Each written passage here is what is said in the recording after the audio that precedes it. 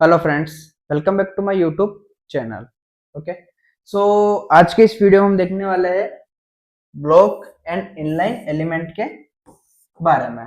So block and inline element क्या होता है कि जितना भी आपका HTML का जो स्ट्रक्चर फॉलो होता है वो कुछ इस तरीके से फॉलो होता है कि आपके पास एक वेब पेज है, देन यहाँ पे आपके पास कंटेंट है, तो कुछ इस तरीके से जो आपका कंटेंट लिखा जाता है। ओके, 1 2 3 4 5 6 7 8 9 10। ओके, तो यही काम आता है आपका ब्लॉक और इनलाइन एलिमेंट का। तो ये वीडियो जो है आपके लिए बहुत इंपॉर्टेंट होने वाला है, बिकॉज कि आप फ्यूचर में यदि आप फ्रंट एंड डेवलपमेंट में जाते हो, इनकेस आप रिएक्ट में जाते हो या HTML या कोर कहीं पे भी जाते हो, तो आपको जो है वो ब्लॉक एलिमेंट और इनलाइन एलिमेंट जो है आपको पता होना चाहिए, और आपको डीपली नॉलेज होना चाहिए कि किस तरीके से जो है वो ये वर्क करता है। बिकॉज कि आप जब भी CSS यूज करोगे, डी फ्लेक्स हो गया या फ्लेक्स हो गया, जितनी भी डिस्प्ले की प्रॉपर्टी है वो इन दोनों के ऊपर बहुत ज्यादा डिपेंडेंट होती है। डिव की प्रॉपर्टी हो गई, एलिमेंट्स कौन से है जो इनकी जो प्रॉपर्टी है वो फॉलो करते हैं। ओके, सो स्टार्ट करते हैं वीडियो। इंट्रोडक्शन देख लेते हैं सबसे पहले। HTML element are categorized based on their display behavior। Okay, तो जितने भी हमारे पास HTML के जो टैग्स होते हैं, लाइक हमारे पास जो होते हैं वो 1.6 या समथिंग कुछ होते हैं, जितने भी जो टैग होते हैं उनके डिस्प्ले बिहेवियर का मतलब क्या होता है यहाँ पे कि वो दिखेंगे कैसे। यहाँ पे यदि मैं P टैग लिखता हूँ, ओके, यहाँ पे मैंने कुछ भी जो है वो कंटेंट डाला और यहाँ पे मैंने पी टैग क्लोज कर दिया, तो आपको पता है कि जो पी टैग है वो यहाँ से स्टार्ट होगा और वो पूरी की पूरी 100% जो है वो विथ ऑक्यूपाई करेगा। डन। हो सकता है कि उसमें मैंने एक टेक्स्ट ही लिखा है, बट वो फिर भी जो वो 100% विथ ऑक्यूपाई करेगा। यहाँ पे यदि मैं H1 लिखता हूँ तो वो भी मेरी जो है वो 100% विथ जो है वो ऑक्यूपाई करेगा। बट यहाँ पे कुछ जो टैग है वो इनलाइन वर्क भी करता है। तो वो क्या हो सकता है कि यहाँ पे यदि मैंने कोई भी टैग लिखा और यहाँ पे इसकी इतनी विथ है, तो उसके बाद वो क्या करेगा, नेक्स्ट टैग को जो है वो चालू कर देगा। तो इस तरीके से जो है वो हम टैग को कैटेगराइज करता है बेस्ड ऑन डिस्प्ले बिहेवियर। तो वो किस तरीके से दिखता है। The two primary categories are, ठीक है। तो बेसिकली क्या होता है कि हम इनको दो कैटेगरीज में डिवाइड करते हैं। फर्स्ट लेवल जो होता है वो ब्लॉक लेवल एलिमेंट होता है, सेकंड जो होता है वो हमारा इनलाइन एलिमेंट होता है। Understanding these elements is essential for designing structure for web pages। Okay, तो बेसिकली क्या होता है कि यहाँ पे जो हमारे जितने भी वेब पेजेस होते हैं उनके अंदर जितने भी डिजाइन का जो स्ट्रक्चर फॉलो होता है वो इन दोनों के बेस पे होता है, block element and inline element के बेसिस पर। ओके, सो हम यहाँ पे आगे देख लेते हैं कि डेफिनेशन ऑफ ब्लॉक एलिमेंट। सो यहाँ पे हमने जो लास्ट वाली स्लाइड में देखा था कि जो हमारे पास जो जितने भी एलिमेंट है वो हम किस में डिवाइड करते हैं, दो कैटेगरी में, इनलाइन एंड ब्लॉक कैटेगरी में। अब हम देख लेते हैं यहाँ पे जो है वो कि हमारे पास जो है वो ब्लॉक कैटेगरी है कि ब्लॉक क्या होता है। यहाँ पे आप सबसे पहले जो ब्लॉक का मीनिंग है वो हम देख लेते हैं। ब्लॉक का मीनिंग क्या होता है। ओके, तो ब्लॉक का मीनिंग ये होता है कि आपके पास कोई भी एक वेब पेज है, लाइक आपका ये एक वेब ब्राउजर है, वेब ब्राउजर, इसके अंदर आपकी कोई भी एक वेबसाइट चल रही है। डन। यहाँ पे आपके पास एक इमेज है, आपने इसको 100% दे रखा है। एक आपके पास हेडिंग है, इसको भी आपने 100% दे रखा है। एक आपके पास पी टैग है, इसको भी आपने 100% दे रखा है। डन। तो यहाँ पे क्या होगा कि आपके जितने भी एलिमेंट जो है वो क्या हो रहा है, ब्लॉक चल रहा है। मतलब जो एलिमेंट ऑक्यूपाई 100% विथ डिफॉल्ट, उसको हम बेसिकली कह सकते हैं वो है ब्लॉक एलिमेंट। ओके, तो ब्लॉक एलिमेंट में वो सारे एलिमेंट आते हैं, जस्ट लाइक एच की पूरी पूरी सीरीज आती है, H1 से लेके H6 तक। पी टैग आता है, उसके बाद ड्यू टैग आता है। इस तरीके से जो है वो बहुत सारे जो टैग है वो ब्लॉक की कैटेगरी में आते हैं। यहाँ पे जो है हम डेफिनेशन देख लेते हैं कि इफ केस यदि आपके एग्जाम में आता है कि what is definition of block element, तो यहाँ पे हम देख लेते हैं basically block level element are HTML elements that start on the new line. Okay, तो ये सबसे इंपॉर्टेंट लाइन है कि मैंने आपको क्या कहा था अभी कि आपके पास एक वेब पेज है और आपका हर एक जो टैग है वो अपनी 100% जो है वो विथ ऑक्यूपाई कर रहा है। ओके, तो क्या होगा कि जो भी नया टैग जो भी स्टार्ट होगा वो कहां से होगा, न्यू लाइन से। ओके, तो यहाँ पे क्या होता है कि जितने भी ब्लॉक टैग जो होते हैं उनको विथ कितनी चाहिए, 100%। ओके, 100%। इस केस में मान लेता हूं कि मेरे पास एक इनलाइन जो है वो एलिमेंट है और उसने यहाँ से लेके यहाँ तक जो है अपना काम करा है, ये वाली स्पेस है वो यहाँ पे बाकी पड़ी हुई है। यदि मैं यहाँ पे H1 लिखता हूँ, ओके, तो जो H1 है वो न्यू लाइन से हमेशा स्टार्ट होगा, वो कभी भी जो बाकी की जो स्पेस है उसको कभी भी नहीं लेगा। बट यदि यहाँ पे एक इनलाइन टैग और आ जाता है तो वो कहाँ से स्टार्ट होगा, वो यहाँ से स्टार्ट होगा। डन। तो जितने भी ब्लॉक टैग होते हैं वो हमेशा न्यू लाइन से स्टार्ट होते हैं। Occupy the full width of available.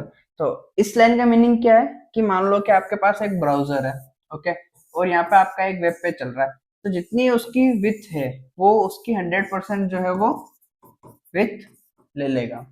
Okay, but कई बार क्या होता है कि आपके पास दो कंडीशंस हो सकती है कि आपके पास जो है वो एक ब्राउजर है और देन यहाँ पे आपके पास उसको आपने 50-50% में डिवाइड कर रखा है, ये आपका एक ड्यू टैग है और ये आपका एक ड्यू टैग है और दोनों जो है वो पैरेलल चल रहा है।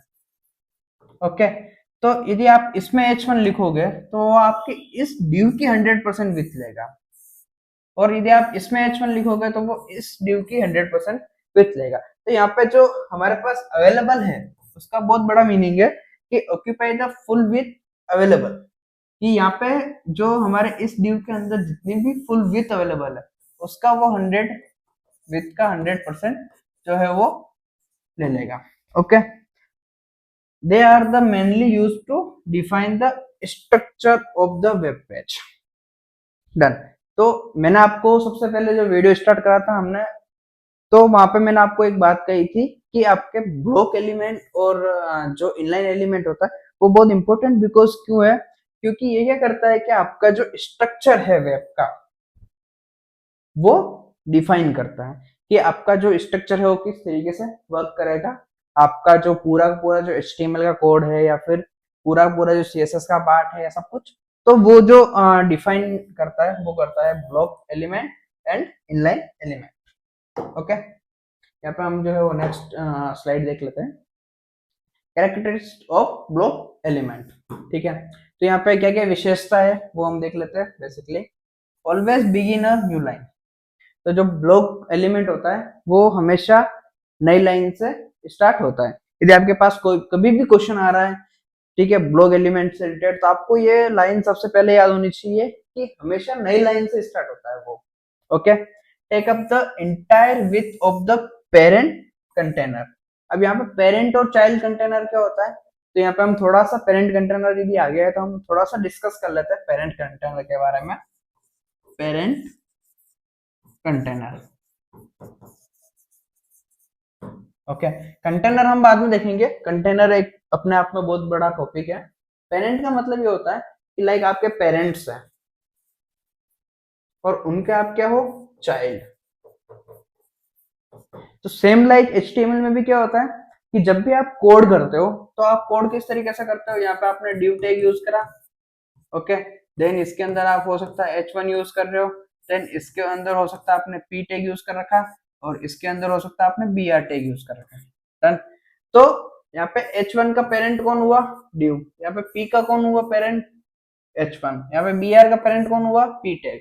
तो इस तरीके से यदि इफ केस यदि मैंने यहाँ पे ड्यू टैग की जो विथ है वो फिक्स कर रखी है 100 पिक्सल, तो यहाँ पे ऑटोमेटिकली जो H1 को जो विथ मिलेगी वो ऑटोमेटिकली 100% ही मिलेगी। अब 100% मिलने के बाद भी वो मैक्स टू मैक्स कहाँ जा सकता है, 100 पिक्सल तक ही जा सकता है, वो ब्राउजर की 100% विथ नहीं ले सकता है, वो पेरेंट जो उसका ड्यू है उसी की वो है वो विथ ले सकता है। तो ये बहुत इंपॉर्टेंट चीज है, जब भी आप कोड करोगे तो यह बहुत सारी चीजें आपको देखने को मिलेगी, क्योंकि आप जब पॉपअप बनाते हो या फिर आप कंटेनर के अंदर कंटेनर कंटेनर के अंदर कंटेनर यूज करते हो, तो वहां पे आपको यदि लास्ट वाले कंटेनर को आपको फुल विथ देनी है तो वहां पे आपको बहुत बड़ी दिक्कत आती है, बिकॉज कि आपका स्ट्रक्चर जो है वो कुछ उसी तरीके से बन जाता है। Can container both block and inline element create larger section of the content. Okay, तो क्या है कि हम जो है वो कंटेनर बना सकते हैं, कंटेंट बहुत सेक्शन में, इनलाइन में भी और जो है वो ब्लॉक में भी। Create large section of the content, तो जितने भी लार्ज सेक्शन जो होते हैं वो हम कंटेंट कर सकते हैं। डन। इसके बाद हम जो है वो नेक्स्ट देख लेते हैं, एग्जाम्पल ऑफ ब्लॉक एलिमेंट। तो यहाँ पे हम देख लेते हैं कि यदि आपके पास क्वेश्चन आता है कि कौन कौन से जो है वो ब्लॉक एलिमेंट होते हैं, तो यहाँ पे जो आपका div होता है वो सबसे पहले आपका ब्लॉक एलिमेंट होता है, उसके बाद आपका p टैग होता है, उसके बाद h की पूरी सीरीज आपकी ब्लॉक टैग होती है, उसके बाद आपका सेक्शन जो होता है वो ब्लॉक टैग होता है, आर्टिकल जो होता है वो ब्लॉक टैग होता है। तो इस तरीके से बहुत सारे जो चीजें होती है वो है आपके ब्लॉक टैग होती है। इनके आपको डेफिनेशन भी आप लिख सकते हो, use as a container, define as a paragraph, heading, section of the page और इंडिपेंडेंट कंटेंट। उसके बाद हम देख लेते हैं नेक्स्ट आपका कोड ऑफ एग्जांपल। ओके, तो किस तरीके से जो है आप ब्लॉक कंटेंट को लिखते हो। यहाँ पे आपके सामने जो है वो तीन एलिमेंट है। फर्स्ट जो है हमारे पास div है, सेकंड हमारे पास p टैग है और थर्ड हमारे पास h1 है।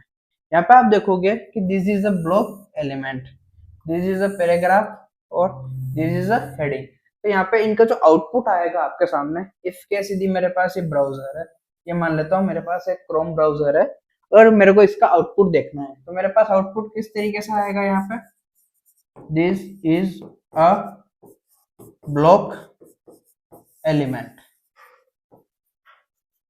ओके, अब मैं यहाँ पे मान लेता हूँ कि मेरे पास ये जो ब्राउजर की विड्थ है वो यहाँ नहीं होके मेरे पास यहाँ तक है।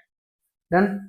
बट उसके बाद भी मेरा जो p टैग है वो यहाँ से ही स्टार्ट होगा, वो यहाँ से नहीं स्टार्ट होगा कभी भी, वो यहाँ से नहीं स्टार्ट होगा। वो कहाँ से स्टार्ट होगा, वो होगा दिस इज अ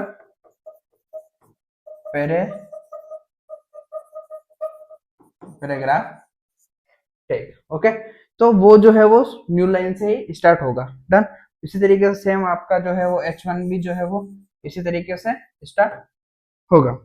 ओके, अब हम देख लेते हैं next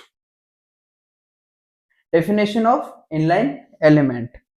Inline elements are HTML elements that do not start on the new line, only take up as a much width as a necessary। यहाँ पे जो ब्लॉक और इनलाइन एलिमेंट है वो आप कह सकते हो एक दूसरे के अपोजिट है। वहां पे क्या होता है, आपको न्यू लाइन चाहिए, यहाँ पे आपको न्यू लाइन नहीं चाहिए, वहां पे आपको 100% विथ चाहिए, यहाँ पे आपको नेसेसरी विथ चाहिए। नेसेसरी का मतलब ये होता है, लाइक मेरे पास ये एक ब्राउजर है और मेरा जो कंटेंट है मैंने यहाँ से स्टार्ट करा है और यहाँ पे मेरा फिनिश हो रहा है, तो मेरा जो नेक्स्ट कंटेंट है वो यहाँ से स्टार्ट हो जाएगा, और वो यहाँ पे फिनिश हो रहा है तो नेक्स्ट कंटेंट यहाँ से स्टार्ट हो जाएगा, वो यहाँ पे फिनिश हो जाएगा, इस तरीके से चलता रहेगा। बट यहाँ पे ब्लॉक में क्या हो रहा था अपने पास कि यहाँ पे जो फर्स्ट कंटेंट है वो इतना चला है, देन सेकंड इतना चलेगा, देन थर्ड इतना चलेगा, फोर्थ इतना चला है, फिफ्थ इतना चलेगा। तो यहाँ पे जो हमारी जो स्पेस है वो बहुत ज्यादा बच रही थी।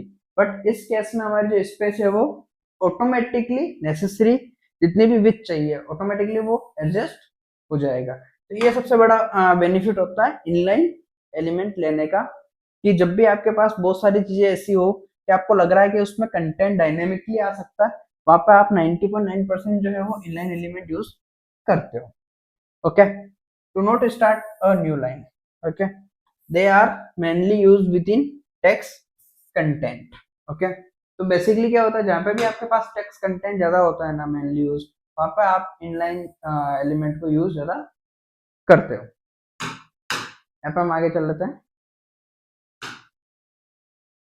Characteristic of inline element. Do not start on new line, ये न्यू लाइन से नहीं होता है। Occupy only the required with जितनी इसको रिक्वायर्ड होती है उतनी ही ये विड्थ लेता है। Can not content block level element. Okay, तो ये ब्लॉक लेवल जो कंटेंट होता है उनको नहीं करता है। यूज फॉर स्टाइलिंग और स्मॉल पार्ट ऑफ कंटेंट। तो ये क्या बेसिकली कि जो छोटे पार्ट ऑफ कंटेंट होते हैं उनके लिए स्टाइलिंग का भी काम करता है और बहुत ज्यादा हेल्पफुल रहता है इनलाइन। क्योंकि आपके पास एक वेब पेज है, उसके अंदर आपके पास मल्टीपल कंटेंट है, तो आप क्या करोगे, हर एक कंटेंट को एक अलग अलग जो है वो 100% विथ ऑक्यूपाई नहीं कर सकते, बिकॉज हो सकता है कुछ कंटेंट यहाँ तक आ रहा हो, कुछ कंटेंट यहाँ तक आ रहा हो, कुछ कंटेंट यहाँ तक आ रहा हो। तो आपका जो वेब पेज है वो बहुत गंदा दिखेगा। बट उस केस में यदि आप इनलाइन यूज करते हो तो आपका वेब पेज जो है वो प्रॉपर भरा हुआ दिखेगा और सारा जो कंटेंट है वो मैनेज रहेगा। एग्जाम्पल ऑफ इनलाइन एलिमेंट्स, ठीक है। तो यहाँ पे जो हमारे पास है स्नैप, ओके, यहाँ पे हमारे पास एंकर टैग हो गया, स्ट्रॉन्ग टैग हो गया, ईएम टैग हो गया, इमेज टैग हो गया। तो जो स्पेन टैग है, generic inline container, hyper link, bold text. So यहाँ पे हम बात कर रहे थे हाइपर लिंक की। तो यहाँ पे आपके पास एक टेक्स्ट चल रहा है और यहाँ पे आपको एक हाइपर लिंक ऐड करना है, तो भी आप जो है वो इजीली कर सकते हो। सेम लाइक आपके पास एक टेक्स्ट चल रहा है और यहाँ पे आपको कुछ है वो बोल्ड करना है टेक्स्ट के अंदर, तो आप स्ट्रॉन्ग यूज कर सकते हो। आपको इमेज ऐड करनी है तो आप इमेज भी ऐड कर सकते हो। देन हम नेक्स्ट कर लेते हैं code of example inline element. Okay, तो यहाँ पे आप कोड देख सकते हो, स्पैन, दिस इज इनलाइन। आप यहाँ पे जो है वो एंकर यूज कर सकते हो, एंकर टैग, लिंक टैग और स्ट्रॉन्ग टैग भी यूज कर सकते हो। तो इसका जो आपको आउटपुट मिलेगा वो कुछ इस तरीके से मिलेगा, दिस इज इनलाइन, फिर यहाँ पे आ जाएगा क्लिक हियर और उसके बाद आपको मिल जाएगा यहाँ पे इम्पोर्टेंट टेक्स्ट। तो यहाँ पे आपको जो टिन टैग का जो टेक्स्ट है वो आपको एक ही लाइन में मिल जाएगा। यहाँ पे आपको जो है इसका कलर बाय डिफॉल्ट जो है वो यहाँ पे ब्लू दिख जाएगा एंड यहाँ पे जो आपका इम्पोर्टेंट टेक्स्ट है वो जो है वो बोल्ड दिख जाएगा। बट आपका सारा जो टेक्स्ट है वो इनलाइन टेक्स्ट में आ जाएगा। सो बेसिकली जो डिफरेंस है ना ब्लॉक एलिमेंट और इनलाइन एलिमेंट में, वो आपका जो मेन डिफरेंस है वो यही है कि आपका जो ब्लॉक एलिमेंट है वो हमेशा न्यू लाइन से चालू होता है और स्टेप बाय स्टेप कुछ इस तरीके से चलता है।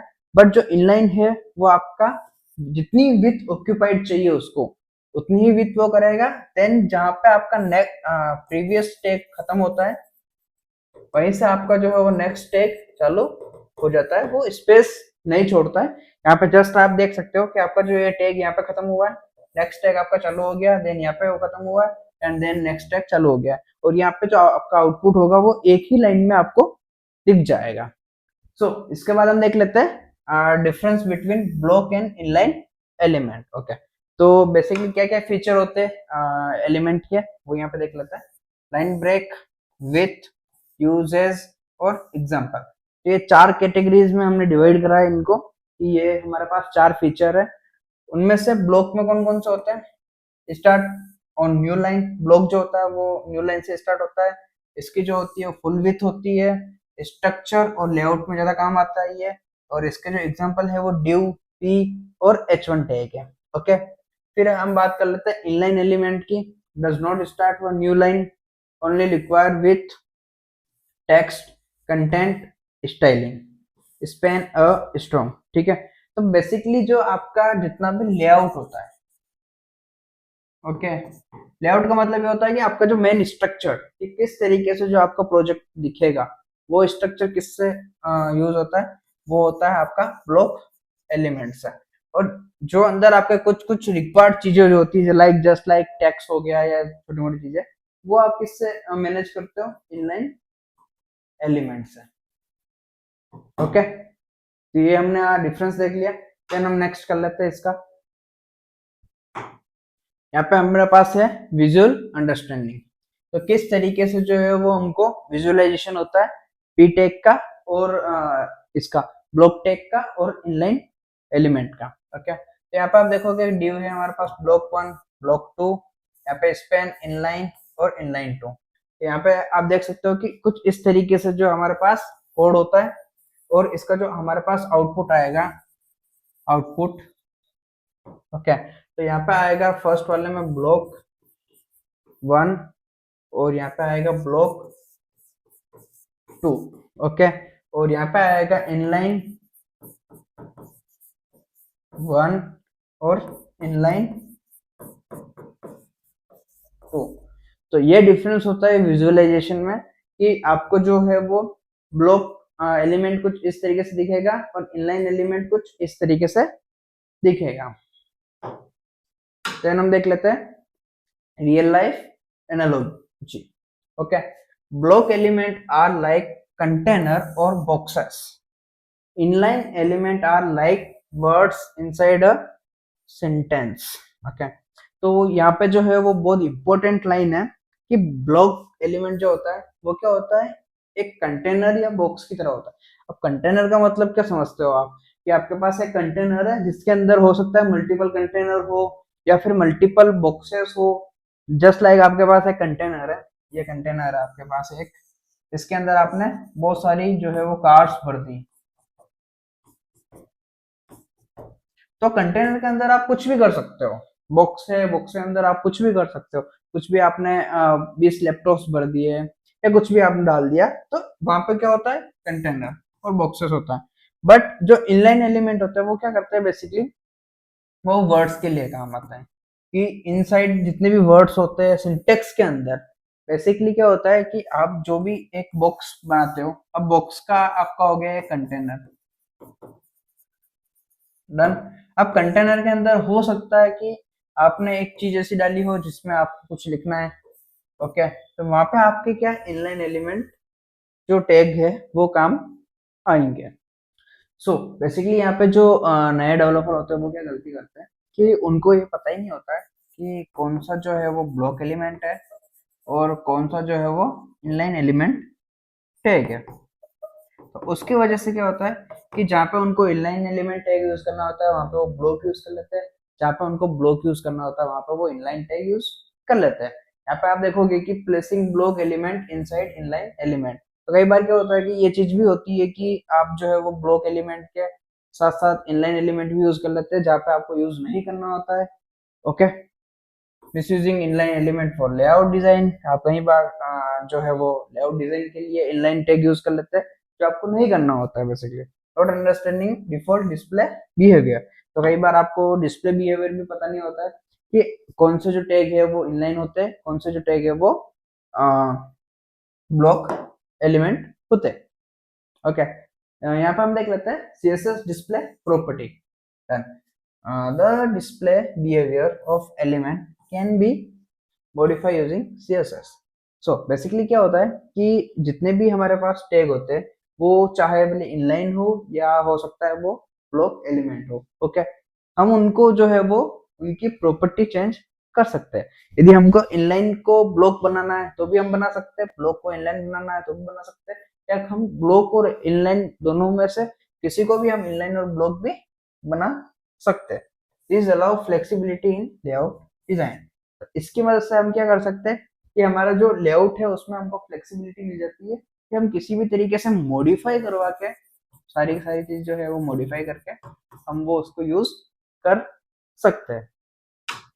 यहाँ पे हमारे पास 3 प्रॉपर्टीज होती है बेसिकली, इसके अलावा भी हमारे पास इनहेरिट और बहुत सारी प्रॉपर्टी होती है डिस्प्ले की, फ्लेक्स हो गया, इनहेरिट हो गया, वो सारी, तो वो हम जब डिस्प्ले प्रॉपर्टी के बारे में पढ़ेंगे सीएसएस में तब हम सारी सारी प्रॉपर्टी देखेंगे। अभी जो हमारे पास जो टेक के अकॉर्डिंग है वो हमारे पास 3 चीजें हैं कि हमको यदि ब्लॉक करना है इनलाइन जो हमारे पास एलिमेंट है तो हम उसको क्या कर सकते हैं, डिस्प्ले ब्लॉक दे सकते हैं। यदि हमको ब्लॉक टैग को इनलाइन करना है तो हम इनलाइन कर सकते हैं।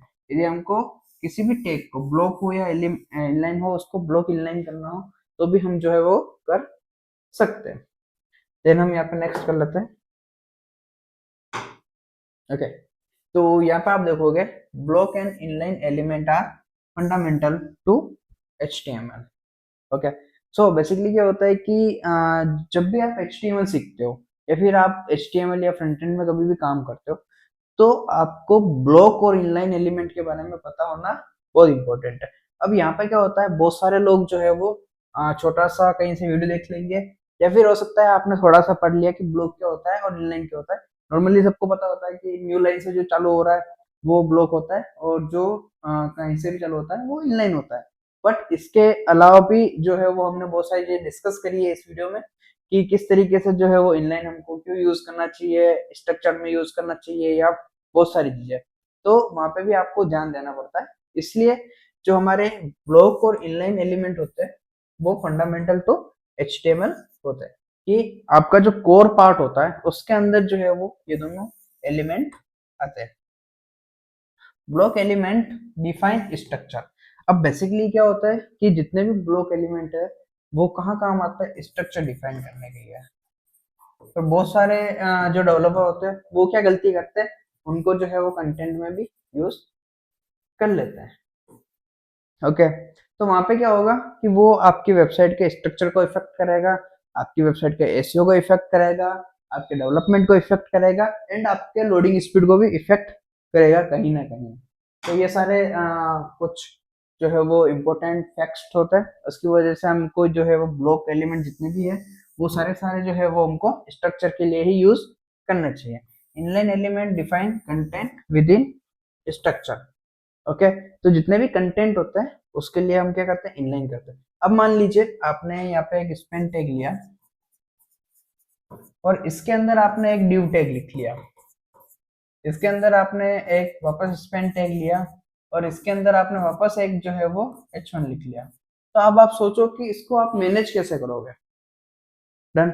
यदि आपके पास ड्यू होता, उसके बाद आपके पास H1 होता, उसके बाद आपके पास स्पेन होता, तो आप इजीली इसको मैनेज कर सकते थे। बिकॉज कि क्या होता है, पेरेंट की प्रॉपर्टी पेरेंट को मिलती है चाइल्ड को, और पेरेंट की प्रॉपर्टी चाइल्ड को मिलती है। तो यहाँ पे ड्यू की जितनी प्रॉपर्टी होगी वो किसको मिलेगी, H1 को, और H1 की जितनी प्रॉपर्टी होगी वो किसको मिलेगी, स्पेन को।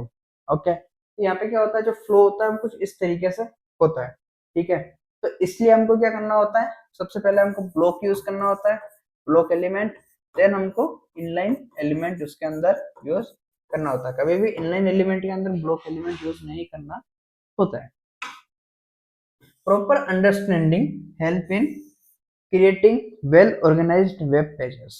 ओके, तो यदि आपको इन चीजों की प्रॉपर अंडरस्टैंडिंग है, लाइक ब्लॉक एलिमेंट क्या होता है, इनलाइन एलिमेंट क्या होता है, ब्लॉक एलिमेंट कैसे वर्क करता है, इनलाइन एलिमेंट कैसे वर्क करता है, उसको हम कैसे सेग्रीगेटेड करते हैं, और कहाँ कौन सी चीज यूज करनी है उसको कैसे सेग्रीगेटेड करता है।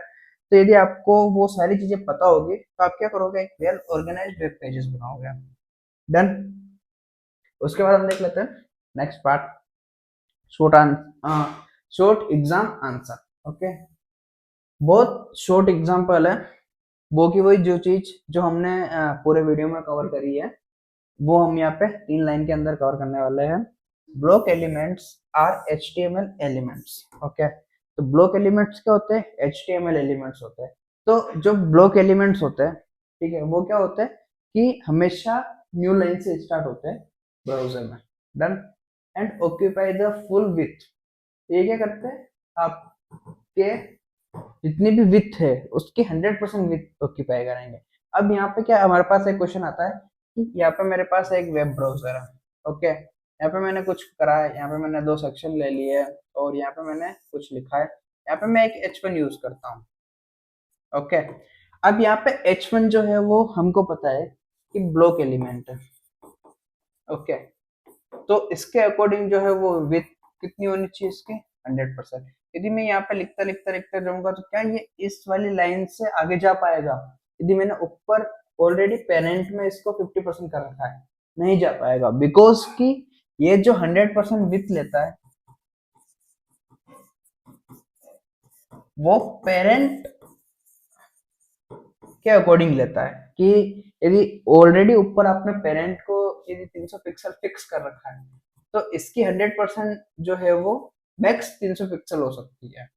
डन, उससे ऊपर ये नहीं जा सकता। तो इसीलिए जब हमने बात करी थी कि आपको स्ट्रक्चर क्यों फॉलो करना चाहिए ब्लॉक के अंदर इनलाइन, तो वो इसलिए फॉलो करना चाहिए, क्यों, क्योंकि जो आपके इनलाइन इंटरनल जो भी जितने भी चाइल्ड वाले जो भी एलिमेंट होते हैं वो पेरेंट की प्रॉपर्टी ऑटोमेटिकली उनके ऊपर अप्लाई हो जाती है।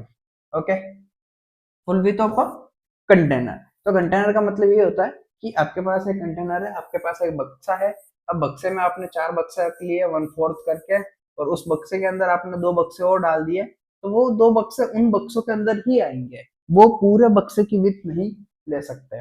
डन। उसके बाद इनलाइन एलिमेंट देख लेते हैं हम। Inline element to not start a new line. Okay, तो ये क्या होता है कि कभी भी न्यू लाइन से स्टार्ट नहीं होता है, ये हमेशा सेम लाइन में ही जो है वो स्टार्ट होता है। And only take up as a width necessary. तो ये क्या करते हैं, जितनी भी नेसेसरी विथ होती है उतनी ही टेक करते हैं, उसके अलावा एक्स्ट्रा नहीं देते हैं। जैसे इसमें आपके जो एग्जांपल है वो स्पैन है, एंकर टैग है और स्ट्रॉन्ग टैग है। और आपके ब्लॉक टैग के अंदर जो है वो H1 है, ड्यू टैग है, पी टैग है। ओके, तो इस तरीके से जो है वो हम आंसर जो है वो कर सकते हैं यदि आपके पास एग्जाम में क्वेश्चन आता है, या फिर आपको कहीं पे वेब डेवलपमेंट में किसी को समझाना है, या फिर आप अपनी रियल लाइफ में भी यूज कर सकते हैं इनको properly. Thank you friends, watch my video. And video थोड़ा सा बड़ा हो चुका है ऑलरेडी, बट ये चीज इसलिए इम्पोर्टेंट थी बिकॉज कि जब भी आप इन फ्यूचर कभी भी वेब डेवलपमेंट में प्रॉपरली वर्क करोगे, तो वहाँ पे आपको ये चीज पता होना बहुत ही इम्पोर्टेंट है। तो वहाँ पे आप क्या प्रॉपरली चीजें जो है वो मैनेज कर पाओगे। Thank you friends, watch my video.